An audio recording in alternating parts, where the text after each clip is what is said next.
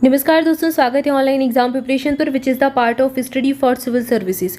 दोस्तों, इस वीडियो में हम देखने वाले हैं डॉक्टर भीमराव अंबेडकर जी के जीवन तिथि क्रम के बारे में, जिसमें हम उनके जीवन से संबंधित घटनाक्रमों को देखेंगे एक नज़र में। तो चलिए स्टार्ट करते हैं। इनसे संबंधित कभी प्रश्न पूछ लिए जाते हैं एग्जाम में तो आपसे बन जाएंगे। सबसे पहले इनकी जन्म की बात करते हैं तो 14 अप्रैल को इनका जन्म होता है 1891 में, और महू में इनका जन्म हुआ था। महू इंदौर के पास है। इंदौर का नाम आप सबने सुना होगा, मध्य प्रदेश में है इंदौर।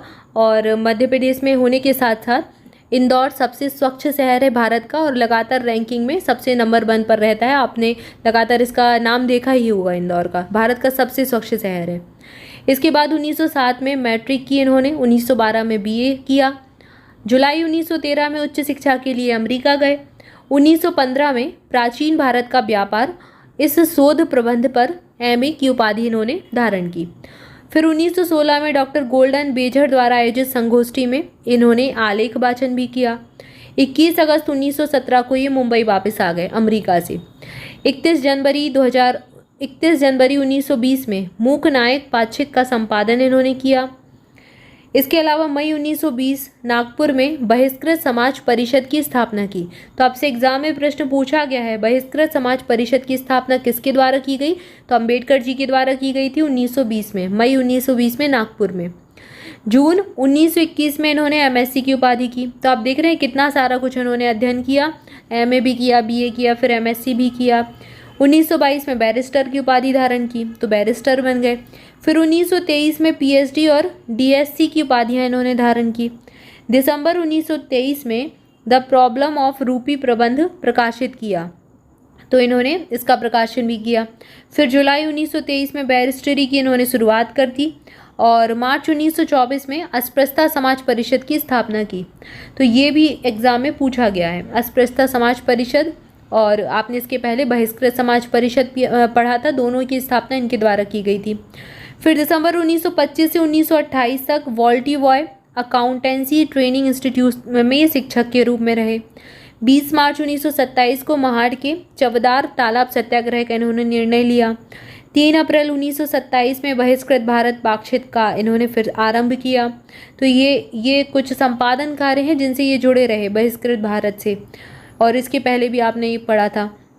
25 दिसंबर 1927 में महाड़ सत्याग्रह हुआ। इसके अलावा जून 1928 में शासकीय विधि महाविद्यालय में ये प्राध्यापक बने। तो फिर से इन्होंने विधि के बारे में पढ़ाना शुरू किया, यानी कि कानून के शिक्षक रहे। अगस्त 1928 में मुंबई प्रांतिक समिति पर चुनाव हुआ। अक्टूबर 1928 मुंबई प्रांतिक समिति की ओर से साइमन कमीशन के सम्मुख दलितों के प्रश्नों पर इन्होंने गवाही दी। मार्च 1930 में नासिक में कालाराम मंदिर सत्याग्रह से जुड़े। सितंबर अक्टूबर 1930 में भारतीय दलित नेता के रूप में गोलमेज परिषद के लिए निमंत्रण इनको मिला, और इसके लिए लंदन भी गए। तो यहाँ पर ये गोलमेज सम्मेलन में शामिल होने वाले व्यक्ति भी हैं। ठीक है, गोलमेज सम्मेलन के बारे में आप पढ़ते हैं, तो गोलमेज सम्मेलन में भी इनको बुलाया गया था। फरवरी 1931 में ये मुंबई आए वापस। फिर 1932 में मद्रास में इनका स्वागत किया गया। मई 1932 में इंग्लैंड के लिए फिर चले गए। अब यहाँ पर ये दलितों के लिए लगातार काम कर रहे थे, तो दलितों के लिए स्वतंत्र मतहार संघ की यहाँ पर मांग की। सितंबर 1932 में गांधी जी के उपोषण पर ये पुणे गए, पुणे करार हुआ। ठीक है, यहाँ पर पुणे का जो समझौता है वो होता है। 1932 में गोलमेज परिषद के लिए तीसरी बार लंदन गए। तो ये ऐसे व्यक्ति हैं जिन्होंने तीनों गोलमेज सम्मेलन में भाग लिया।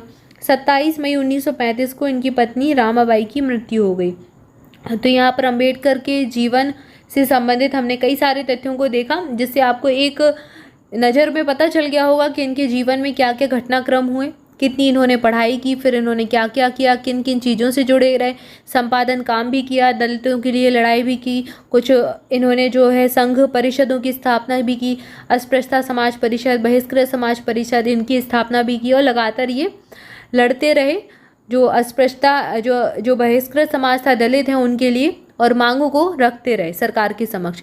इसके अलावा सबसे इम्पॉर्टेंट चीज़ जो इनके बारे में याद रखती हैं कि संविधान की प्रारूप समिति के ये अध्यक्ष थे। संविधान की ड्राफ्टिंग इनके द्वारा की गई थी। तो ये बहुत बड़ा योगदान इनका समाज के लिए था, संविधान के लिए था, हमारे देश के लिए था। तो यहाँ पर हमने इनके बारे में जाना। आई होप आपको जानकारी अच्छी लगी होगी। वीडियो अच्छा लगा है तो जल्दी से लाइक कर दें और चैनल को सब्सक्राइब नहीं किया तो सब्सक्राइब भी कर लें। कमेंट करके बताएं वीडियो कैसा लगा। मिलेगी नेक्स्ट वीडियो में। Thank you for watching this video. Thank you so much.